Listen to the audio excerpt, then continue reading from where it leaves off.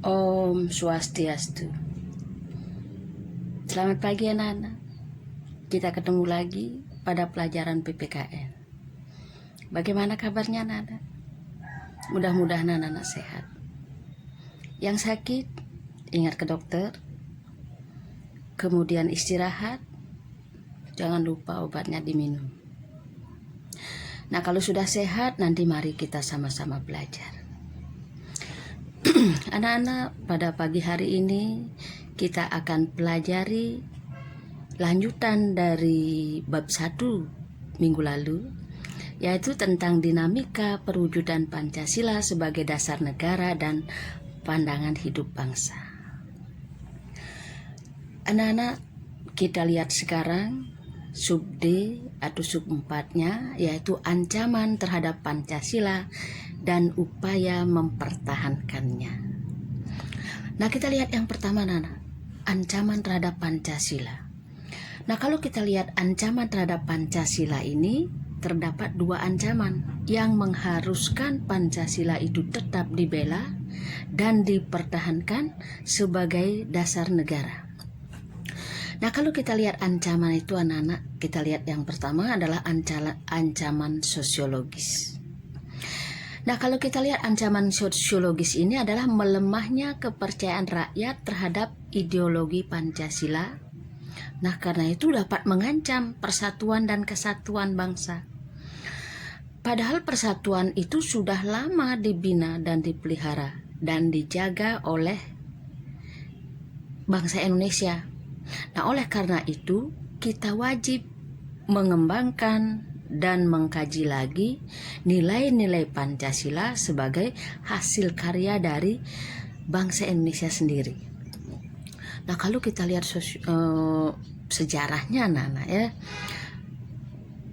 kesadaran akan pentingnya persatuan dan kesatuan bangsa, nah sebenarnya jauh sebelum Indonesia merdeka, yaitu abad ke-20, tepatnya tahun 1908. Nah, kemudian bangsa Indonesia pada saat itu mulai sadar akan pentingnya persatuan dan kesatuan bangsa. Nah, singkat cerita, karena sadar dia akan pentingnya persatuan dan kesatuan bangsa, makanya mulailah di daerah-daerah di Indonesia ini berdiri organisasi-organisasi pemuda. Ada yang Java misalkan, ada yang Sumatera, ada yang Slepes dan lain sebagainya. Nah, itu dengan banyaknya organisasi-organisasi pemuda ini kemudian berkembang. Nah, pada tanggal 28 Oktober 1928, pemuda-pemuda itu sudah mengadakan kongres, bahkan yang kedua. Dan dalam kongres yang kedua tersebut sudah menghasilkan 3. Anak-anak mungkin masih ingat. Yang pertama adalah disahkan bendera merah putih sebagai bendera negara. Yang kedua, disahkan lagu Indonesia Raya sebagai lagu kebangsaan Indonesia. Yang ketiga adalah Sumpah Pemuda. Nah, Sumpah Pemuda ini menyatakan bahwa satu tanah air, yaitu tanah air Indonesia. Yang kedua, satu bangsa, yaitu bangsa Indonesia. Yang ketiga adalah satu bahasa, yaitu bahasa Indonesia.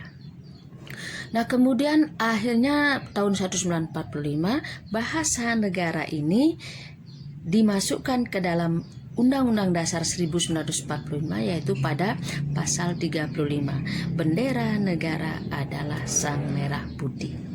Nah, kemudian nantinya setelah zaman reformasi, akhirnya ditambahkanlah lagu kebangsaan Indonesia Raya, kemudian bendera negara juga dimasukkan di dalam Undang-Undang Dasar 1945.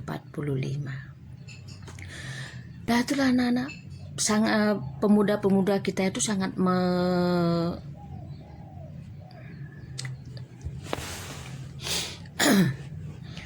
Nah, itulah anak-anak, pemuda-pemuda kita itu menyadari bagaimana pentingnya persatuan dan kesatuan. Nah, dengan adanya persatuan dan kesatuan bangsa ini, ya dapat merancang undang-undang dasar. Nah, kalau kita lihat walaupun, nah itu dirumuskan oleh bangsa Indonesia dan bangsa Jepang. Nah, kalau kita lihat kan anggota BPUPKI ini kan orang Indonesia dengan orang Jepang. Akhirnya berhasil. Tetapi yang mengajukan itu orang Indonesia. Ada 3 tokoh. Yang pertama adalah Mr. Supomo, yang kedua Mr. Muhammad Yamin, yang ketiga adalah Insinyur Soekarno. Bahkan Insinyur Soekarno ini pada tanggal 1 Juni sudah mengajukan 5 asas yang sudah diberikan nama Pancasila. Makanya dikatakan hari lahirnya Pancasila adalah tanggal 1 Juni. Nah, tetapi nantinya disahkan pada tanggal 18 Agustus 1945. Nah, itu anak-anak, setelah akhirnya rancangan dasar negara ini didapatkan, akhirnya dibubarkanlah BPUPKI ini, kemudian dibentuk PPKI. Nah, kemudian akhirnya PPKI ini bekerja setelah Indonesia merdeka. Setelah Indonesia merdeka, setelah tanggal 17 Agustus 1945. Nah, pada tanggal 17 Agustus 1945 tersebut, unsur-unsur berdirinya suatu negara yang merdeka belum kita miliki. Nah, di mana unsur-unsur berdirinya negara yang merdeka itu adalah yang pertama adalah wilayah, yang kedua adalah penduduk, yang ketiga adalah pemerintahan yang berdaulat. Yang ketiga inilah yang belum kita miliki. Nah, akhirnya tanggal 18 Agustus 1945 bersidanglah PPKI ini di Jakarta. Nah, dalam sidangnya tersebut dibahas tentang pasal-pasal Undang-Undang Dasar 1945. Nah, pada saat itu akhirnya setelah selesai rancangan dari Undang-Undang Dasar tersebut diajukan di dalam sidang. Nah, kemudian akhirnya ada 4 perubahan anak-anak. Nah, perubahan yang pertama adalah kata mukadimah akhirnya diganti menjadi pembukaan Undang-Undang Dasar 1945. Kemudian pada alinea keempat, nah itu dicantumkan mengenai tata urutan Pancasila yang benar dan sah. Yang pertama, ketuhanan dengan kewajiban menjalankan syariat-syariat Islam bagi pemeluk-pemeluknya akhirnya diganti menjadi ketuhanan yang Maha Esa. Nah, kemudian pasal 6 diganti, yang pada mulanya berbunyi presiden adalah orang Indonesia asli yang beragama Islam, akhirnya agama Islamnya dihilangkan. Nah, kemudian yang keempat adalah pasal 28. Bunyinya, negara berdasarkan atas ketuhanan dengan kewajiban menjalankan syariat-syariat Islam bagi pemeluk-pemeluknya, akhirnya diganti menjadi pasal 29 ayat 1 yang berbunyi negara berdasar atas ketuhanan yang Maha Esa. Nah, akhirnya setelah tidak ada perubahan lagi, disahkanlah Undang-Undang Dasar 1945 ini oleh PPKI. Nah, dimana kalau kita lihat hasil dari sidang PPKI tanggal 18 Agustus 1945 tersebut adalah yang pertama, disahkan Undang-Undang Dasar Negara Republik Indonesia tahun 1945 oleh PPKI. Yang kedua, dipilihnya Presiden dan Wakil Presiden Insinyur Soekarno dan DRS Muhammad Hatta. Yang ketiga adalah pembentukan KNIP, Komite Nasional Indonesia Pusat. Nah, kemudian akhirnya setelah itu unsur-unsur berdirinya suatu negara secara konstitutif sudah terpenuhi. Nah, kemudian kalau kita lihat lahirnya Pancasila, nah ini ada 2. Menurut historis atau sejarah, lahirnya tanggal 1 Juni. Nah, kemudian secara hukum adalah tanggal 18 Agustus 1945.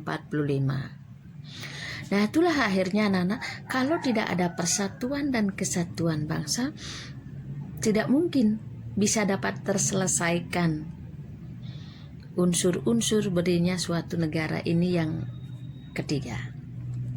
Nah, itu anak-anak kalau kita sudah menyadari bagaimana pentingnya persatuan dan kesatuan bangsa, marilah kita berusaha di rumah, di sekolah, di masyarakat, tetap kita utamakan persatuan dan kesatuan bangsa. Nah, lanjut kita sekarang yang kedua adalah ancaman ideologi lain. Nah, kalau kita lihat ideologi lain ini, nah dalam rangka mempertahankan ideologi Pancasila ini, nah kita sadar akan kebenaran ideologi Pancasila ini, komunis. Nah, kemudian kita lihat sekarang komunis, ya. Nah, kalau kita lihat komunis, nah ini berasal dari ajaran Karl Marx. Nah, itu merupakan bentuk reaksi atas perkembangan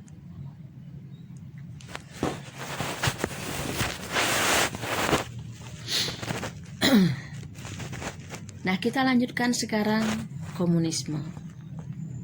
Nah, komunisme ini adalah ini anak-anak, kita lanjutkan sekarang yang pertama, komunisme. Nah, komunisme ini berasal dari ajaran Karl Marx. Nah, itu. Nah, merupakan bentuk reaksi atas perkembangan masyarakat kapitalis dan sebagai hasil dari ideologi liberalisme atau liberalis, ya.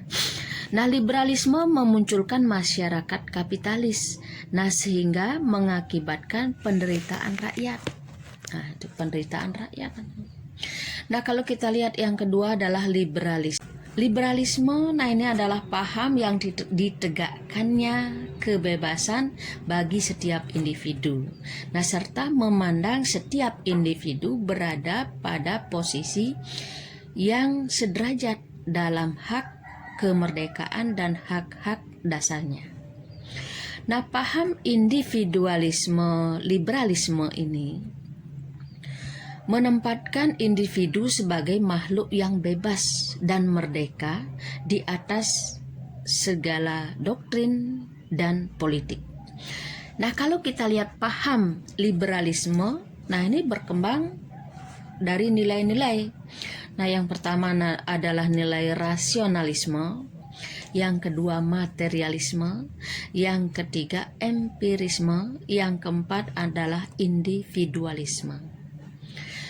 Nah, kalau kita lihat rasialisme ini adalah paham yang memberikan rahasia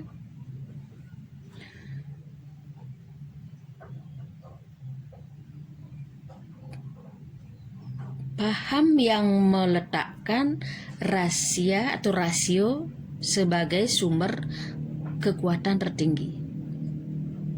Nah, kemudian kalau materialisme, nah itu adalah yang meletakkan materi sebagai nilai yang tertinggi. Nah, kalau empirisme yang mendasarkan atas kebenaran fakta empiris. Nah, itu yang dapat ditangkap dengan indera manusia. Fakta empiris yaitu yang dapat ditangkap dengan indera manusia. Nah, yang keempat adalah individualisme. Nah, ini paham ini adalah yang meletakkan nilai dan kebebasan individu sebagai nilai tertinggi dalam kehidupan masyarakat. Nah, itu kalau kita lihat dari keempat tersebut, kita lihat sekarang liberalisme.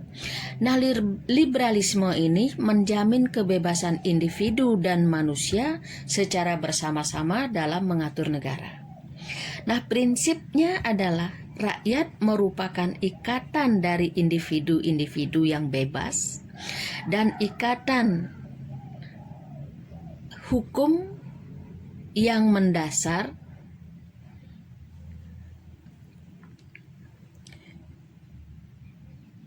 Prinsipnya adalah rakyat merupakan ikatan dari individu-individu yang bebas dan ikatan hukumlah yang mendasari kehidupan bersama-sama negara. Nah, itu liberalisme. Nah, kalau kita lihat sebagai contoh negara memberi kebebasan kepada warga negaranya untuk memeluk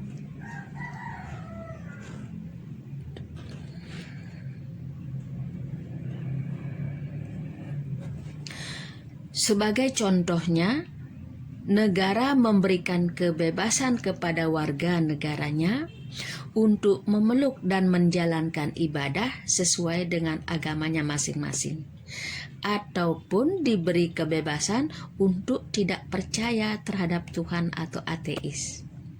Negara liberal, ini memberi kebebasan warganya untuk memeluk dan menjalankan ibadah sesuai dengan agamanya masing-masing, ataupun diberi kebebasan untuk tidak percaya terhadap Tuhan atau ateis dan mengkritik agama. Itu liberalisme. Itulah ancaman terhadap Pancasila. Sekarang kita lanjutkan yang kedua adalah upaya mempertahankan ideologi Pancasila. Kalau kita lihat mengamankan Pancasila, di sini berarti menyelamatkan, mempertahankan dan menegakkan Pancasila yang benar agar tidak diubah, tidak dihapus atau diganti dengan ideologi yang lain. Menurut Profesor Darji Darmodiharjo, mengamankan Pancasila pada hakikatnya adalah mengamankan negara. Sebaliknya, mengamankan negara bertujuan mengamankan Pancasila, karena Pancasila adalah dasar negara. Sebagai warga negara, kita harus menyadari bahwa mempertahankan ideologi Pancasila bukan saja tanggung jawab pemerintah, tetapi juga tanggung jawab seluruh rakyat Indonesia. Upaya mengamankan Pancasila sebagai dasar dan ideologi negara pada dasarnya dapat dilakukan dengan dua cara, yaitu dengan preventif dan represif. Kalau kita lihat yang pertama sekarang, upaya preventif atau pencegahan.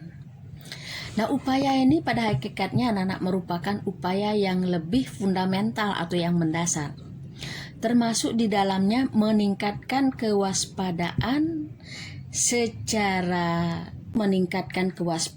secara terus-menerus terhadap berbagai kemungkinan adanya upaya. Yang pertama adalah memberi keadaan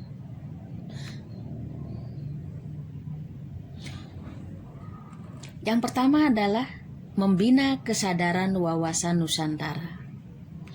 Yang kedua, membina kesadaran ketahanan nasional. Yang ketiga adalah melaksanakan sistem doktrin Hankamrata, pertahanan dan keamanan rakyat semesta. Kemudian nomor 4, meningkatkan pengertian, pemahaman, dan penghayatan tentang Pancasila melalui pendidikan. Inilah makanya di sekolah-sekolah kita pelajari tentang bagaimana Pancasila itu. Kalau anak-anak kan sudah pelajari Pancasila, kemudian perumusan Pancasila tersebut. Kemudian yang terpenting tadi kan mengamalkan nilai-nilai Pancasila itu. Itu melalui pendidikan. Anak-anak dari kelas 7 bahkan dari SD sudah pelajari butir-butir Pancasila. Kalau anak-anak sudah pelajari butir-butir Pancasila, kemudian bisa menghafalkan butir-butir Pancasila itu. Kalau sudah begitu, camkan, kemudian amalkan. Yang jelas kalau anak-anak sudah mengamalkan nilai-nilai Pancasila, hidup kita akan aman, anak-anak. Ya. Kemudian yang kedua adalah upaya represif atau tindakan. Upaya ini bersifat membasmi bahaya yang mengancam Pancasila, baik dari dalam maupun dari luar negeri. Upaya represif, itu misalnya memenjarakan orang yang terlibat dalam. Yang pertama adalah pemberontakan. Yang kedua, pengkhianatan terhadap negara. Kemudian nomor 3 adalah pelanggaran hukum. Nah, siapa ya pun yang melanggar hukum hendaknya ditindak. Kemudian nomor 4 adalah tindakan merongrong Pancasila.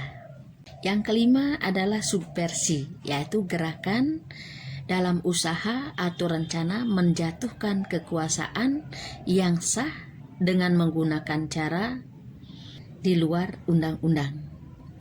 Nah, itu upaya tindakan represif anak-anak. Nah, kalau itu sudah bisa dijalankan, nah siapapun yang melanggar diberikan tindakan.